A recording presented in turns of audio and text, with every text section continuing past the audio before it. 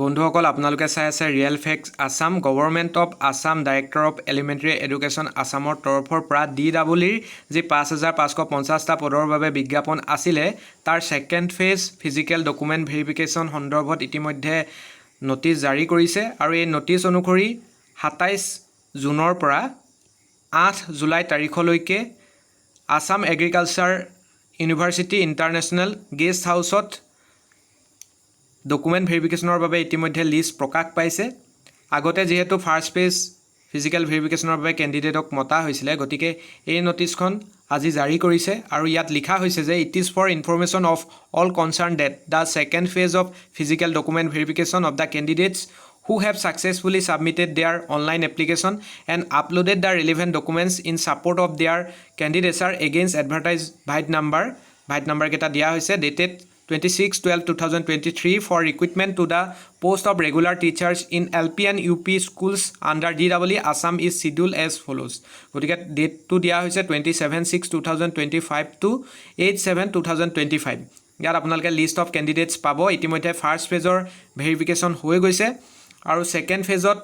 আপোনালোকে দেখিছে আমি এই পিডিএফটো আপোনালোকৰ লগত শেয়াৰ কৰি দিম আমাৰ টেলিগ্ৰাম চেনেল আৰু আমাৰ হোৱাটছআপ চেনেলত আপোনালোকে ডাউনলোড কৰি ল'ব পাৰিব যিসকলে এতিয়ালৈকে নাই পোৱা আৰু আমাৰ চেনেল দুটাৰ লিংক আমি ডেছক্ৰিপশ্যনত দি দিম আপোনালোকে জয়েন হৈ ল'ব ইয়াত দেখিছে কিমান প্ৰাৰ্থীক মতা হৈছে হেতু আমি পিডিএফটো চাই কৈ দিম যেহেতু 30 পেজ আছে 30 পেজ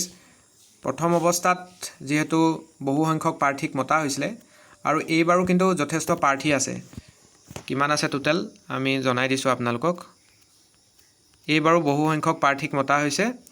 1618 গৰাকী প্ৰাৰ্থীক মতা হৈছে এলপি আৰু ইউপি মিলাই আৰু নোট কেটামান ৰাখিছে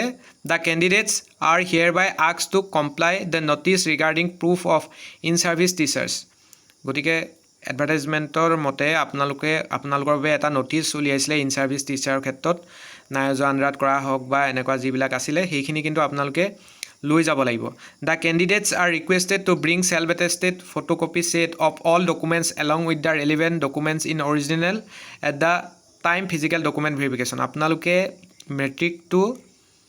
ডিগ্ৰী লৈকে আপোনালোকৰ যি যত দৰকাৰ হয় আৰু প্ৰফেশনাল ডিগ্ৰী উইথ আপোনালোকৰ এমপ্লয়মেন্ট এক্সচেঞ্জ আৰু এক্সট্ৰা যদি স্পৰ্টছ নেশ্যনেল লেভেলত আপোনালোকে পাৰ্টিসিপেট কৰিছে ষ্টেটক ৰিপ্ৰেজেন্ট কৰি বা কালচাৰ কিবা ইভেন্ট আছে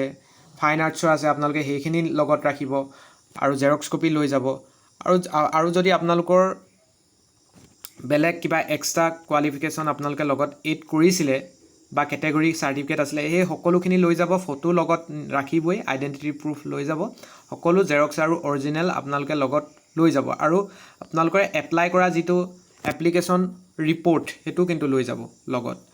আৰু the candidates are requested to bring all the acknowledgements of online application etu niboleke koise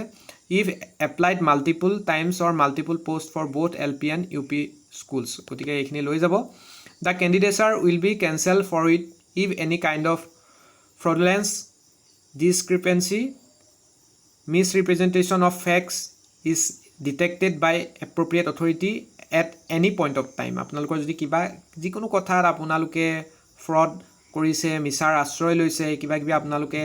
represent মিছাকৈ কৰি আছে কিবা যদি তেনেকুৱা কথা আহি পৰে আপোনালোকক যিকোনো সময়তে কিন্তু আপোনালোকক কেনসেল কৰি দিব পাৰে আৰু the next phase of physical document verification will be started from 1 July 2025 আৰু নেক্সট ফেজটো 1 জুলাইৰ পৰা আকৌ আৰম্ভ হ'ব আৰু the list will be publish in the website https://dw.assam.gov in due course of time গতিকে এইখিনি আহিছে ডাইৰেক্টৰ এলিমেণ্টাৰী এডুকেশ্যন আসাম কাহিলিপাৰাৰ পৰা আৰু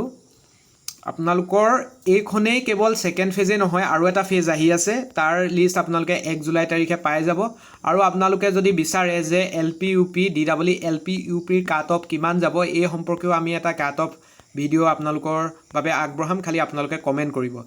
যদি আপোনালোকে বেছি সংখ্যক মানুহে কমেন্ট কৰে বা আগ্ৰহী বুলি গম পাও তেতিয়া আমি এই সম্পৰ্কেও এটা ভিডিও আনিবলৈ চেষ্টা কৰিম এইখিনি আজিৰ গুৰুত্বপূৰ্ণ ইনফৰমেশ্যন গতিকে যিসকলে আমাৰ চেনেলটো প্ৰথমবাৰৰ বাবে ভিজিট কৰি আছে অনুগ্ৰহ কৰি চেনেলটো সাবস্ক্ৰাইব কৰি ল'ব ধন্যবাদ